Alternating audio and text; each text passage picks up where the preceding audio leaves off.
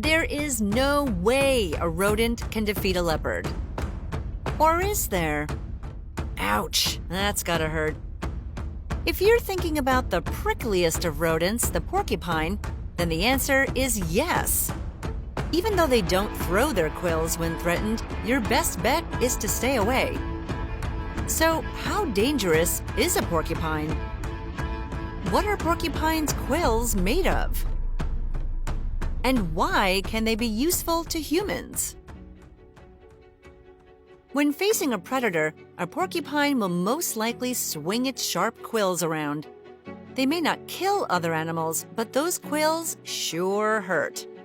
The most common porcupine species live in North America, where they sometimes crash parties at campgrounds and chew on canoe paddles. But other porcupines live in Africa, Europe, and Asia. Although they walk around heavily armed, porcupines are mostly harmless.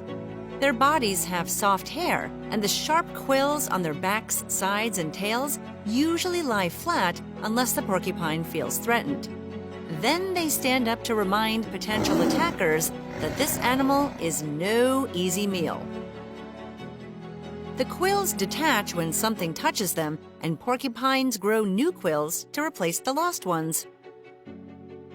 A typical North American porcupine may have over 30,000 quills.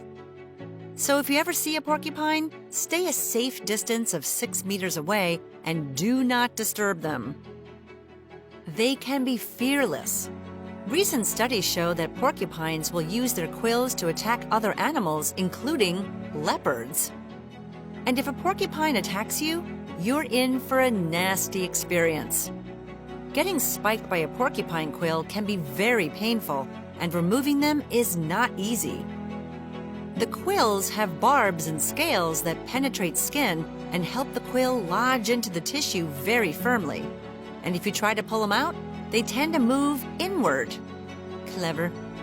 The deeper they penetrate, the more infection they can cause. The best advice is to get medical help to remove the quills and treat your wounds. But what happens if a porcupine accidentally stabs itself or another porcupine? Luckily, their quills have an antibiotic coating, but it only works on porcupines. That's pretty sneaky. And as for mating, they have a weird ritual. After winning a female's attention, the male sprays her from up to 1.8 meters away with his urine. When the female porcupine lowers her quills and moves her barbed tail to the side, the two can mate without hurting each other. But porcupine quills could help us. They're extremely resistant to buckling under pressure and could hold the secret to lighter, stronger materials. This could inspire future materials for buildings and vehicles. The quill's mix of shell, foam, and stiffeners could also help us design biologically inspired structures. According to researchers at the University of Toronto, the foam in quills helps them absorb energy and stay lightweight.